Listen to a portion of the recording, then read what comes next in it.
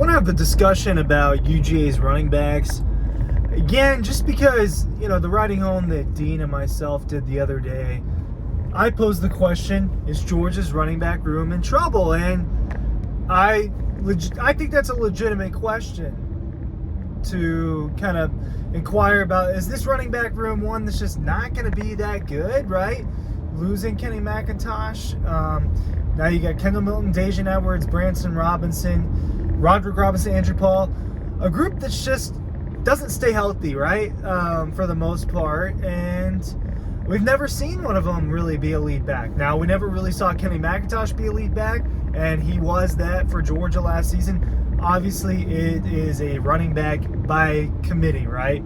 That is the job now for these Georgia Bulldogs as the offense has changed. And I want to talk about how, as the offense has changed, the value of the running backs, the importance of the running backs has changed. And Georgia's running backs will always be valuable.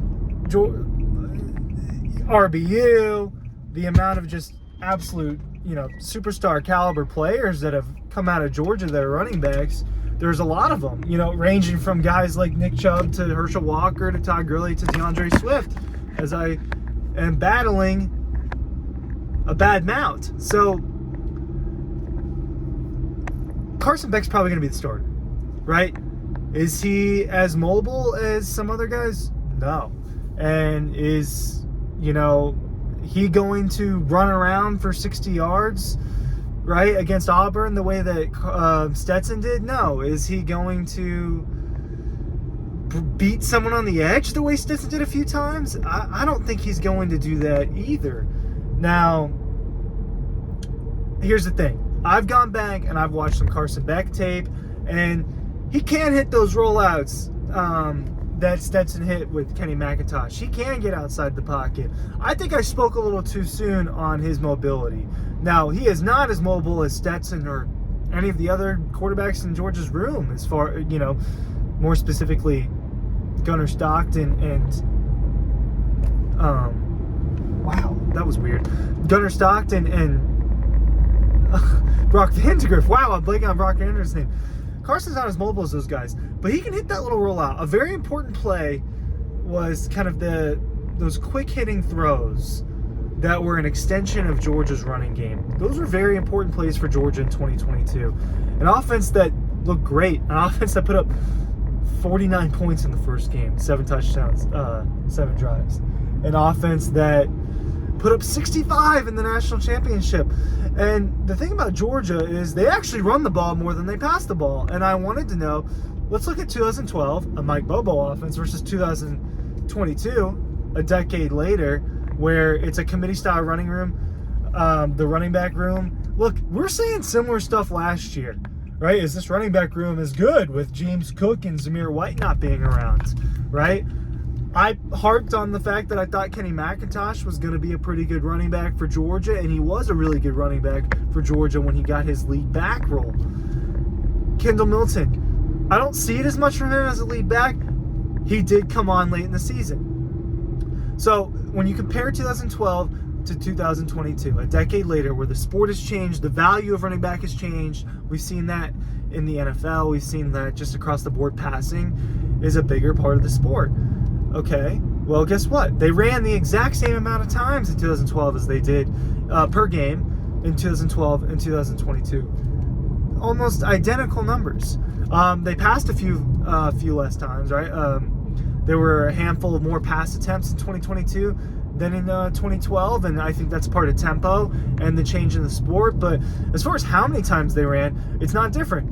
Okay, well, you can't justify everything with numbers. Well, okay, well, let's look at it this way. Georgia's blowing teams out by passing the ball a lot, and Stetson sitting in the pocket with a really good offensive line. Does Stetson have to make plays all the time? No. Could he? And did that help Georgia a lot? Yes. Carson Beck is not going to be able to do that as often as Stetson. And that's why some argue that it's important that he's going to have really good running backs to rely on. Is there a superstar in this room? I don't think so. I think Branson Robinson can maybe be a superstar. But this offense is not going to be centered around these running backs. And Carson Beck, I think, and the other quarterbacks are more than capable of hitting these guys quickly and being a quarterback. The thing about Georgia is they're just so talented. I think that the schedule is easy. I think that because I think it's going to be Carson Beck, I do think he's going to have a good year where he's probably throwing 25-ish to 30 times a game. That's normal. Stetson did a similar number to that. And I don't think he needs to have a superstar running back. That's the truth. Georgia doesn't need a superstar running back. Right? The truth about Georgia's running backs, they don't need a superstar running back. I just said it 3 times in a row because I want that to settle with people.